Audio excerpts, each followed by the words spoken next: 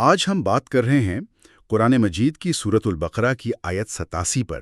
اللہ تعالیٰ فرماتا ہے وَلَقَدْ آتَيْنَا مُوسَى الْكِتَابَ وَقَفَّيْنَا مِن بَعْدِهِ بِالرُّسُلِ وَفَرِيقًا تَقْتُلُونَ۔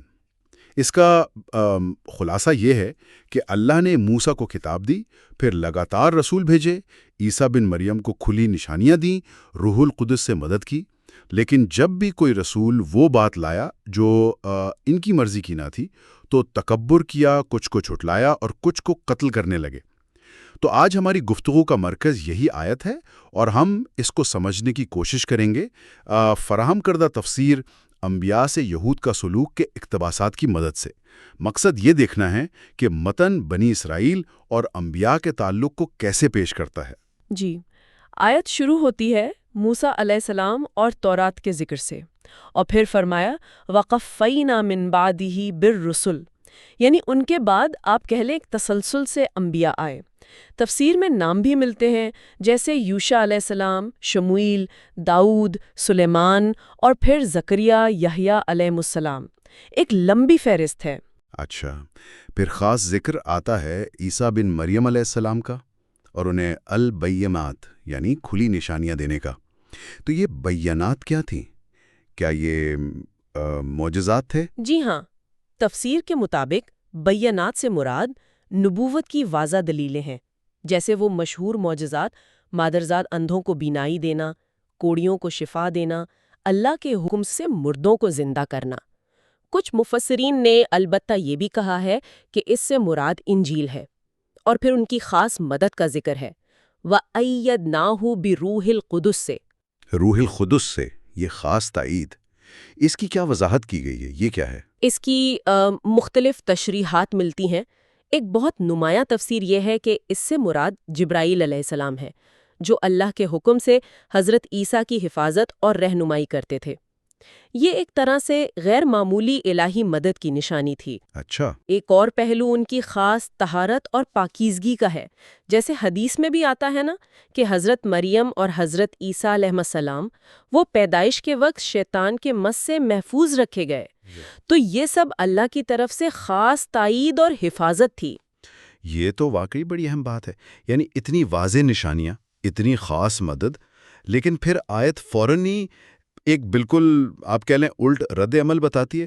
أَفَكُلَّمَا جَاءَكُمْ رَسُولٌ بِمَا لَا تَهْوَىٰ أَنفُسُكُمُ اسْتَكْبَرْتُمْ، کیا جب بھی کوئی رسول وہ لایا جو نفس کو پسند نہ آیا تو تم اکڑ گئے؟ یہ تو بڑا تضاد ہے۔ جی بالکل، اور یہ تکبر صرف دل کی حد تک نہیں رہا۔ آیت آگے واضح کرتی ہے فَفَرِيقًا كَذَّبْتُمْ وَفَرِيقًا تَقْتُلُونَ، یعنی نتیجہ کیا نکلا؟ ایک گروہ کو تم نے جھٹلا دیا اور ایک گروہ کو تو قتل ہی کرنے لگے۔ تفسیر میں مثالیں بھی ہیں اس کی۔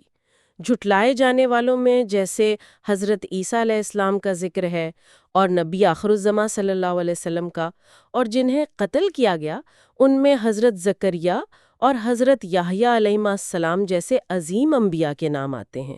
وجہ وہی بتائی گئی ہے، پیغام کا نفسانی خواہشات سے ٹکراؤ، بما لا تہویٰ انفسکم۔ یہاں ایک اور چیز وہ آپ نے ذکر کیا تقتلون کا، یہ لفظ تو حال یا مستقبل کے لیے استعمال ہوتا ہے، جبکہ یہ واقعات تو ماضی میں ہوئے۔ تو اس انداز بیان میں کیا حکمت ہے؟ تفسیر کیا کہتی ہے اس بارے میں؟ جی، یہ بہت اہم نکتہ ہے۔ تفسیر اس کی دو ممکنہ وجوہات بتاتی ہے۔ ایک تو یہ کہ اس فعل کی، اس عمل کی سنگینی اور ہولناکی کو سامنے لانا ہے، گویا وہ منظر ابھی ہو رہا ہے، اچھا، جیسے وہ ابھی ہو رہا ہو۔ جی، اور دوسری وجہ یہ کہ یہ ماضی کے اس رویے کے تسلسل کی طرف اشارہ ہے، اور ایک طرح سے آپ کہہ لیں مستقبل کے ارادوں کی طرف بھی۔ مستقبل کے ارادے، یعنی آپ کا مطلب ہے کہ تفسیر اس رویے کو صرف تاریخ کا حصہ نہیں سمجھتی؟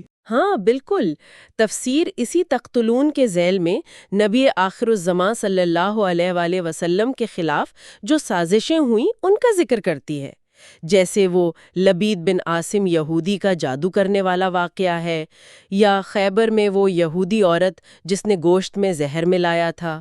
جی، وہ واقعہ۔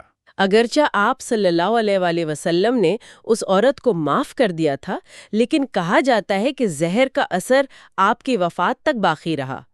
تو تفسیر ان واقعات کو اسی تسلسل کے ثبوت کے طور پر دیکھتی ہے، یہ بھی واضح کیا گیا ہے کہ ففریقہ یعنی ایک گروہ کو کہنے کا مطلب ہے کہ سب انبیاء کے ساتھ یہ سلوک نہیں ہوا، اور واو کا حرف عطف بتاتا ہے کہ بعض ایسے بھی تھے جنہیں جھٹلایا بھی گیا اور قتل بھی کیا گیا۔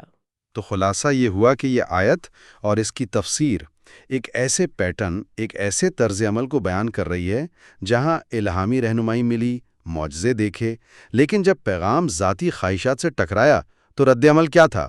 تکبر، مخالفت، جھٹلانا اور یہاں تک کہ تشدد اور قتل۔ بالکل یہی تصویر سامنے آتی ہے، اور یہاں ایک بات آخر میں غور کرنے کی ہے جو تفسیر کے انداز سے نکلتی ہے۔ دیکھیں، یہ تفسیر ماضی کے واقعات جیسے انبیاء کا قتل، اسے بیان کرنے کے لیے ایسے الفاظ استعمال کر رہی ہے جیسے تقتلون، جو حال یا مستقبل کا بھی احساس دلاتے ہیں۔ تو تاریخی واقعات کی یہ جو لسانی پیشکش ہے، یہ ہمیں کیا سوچنے پر مجبور کرتی ہے، خاص طور پر صحیفوں کی تشریح اور وقت کے ساتھ ساتھ کسی کمیونٹی کے رویوں کے باہمی تعلق کے بارے میں، جیسا کہ اس خاص تفسیر میں ہمیں نظر آتا ہے۔ یہ ایک اہم سوال ہے جس پر غور کیا جا سکتا ہے۔